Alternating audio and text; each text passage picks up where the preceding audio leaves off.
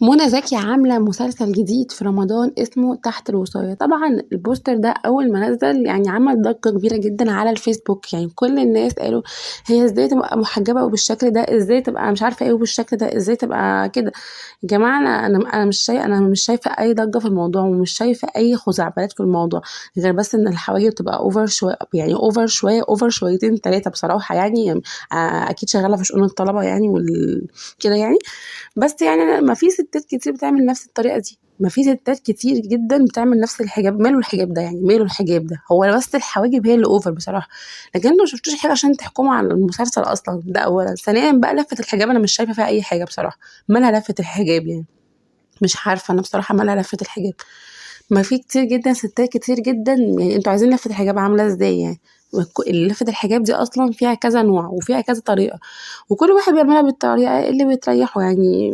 انا مش شايفة الصراحة ان الحجاب وحش قوي يعني اللي انتوا شايفينه ده. لكن الحواجب هي طبعا ممكن تكون الحواجب طبعا هم بس اللي بيتكلموا عليها، بس هم بيتكلموا عن الحجاب عموما يعني. بس انا لفة الحجاب عادي يعني، مش شايفة فيها اي حاجة. لو انتوا طبعا مختلفين في الرأي ممكن تقولوا يعني.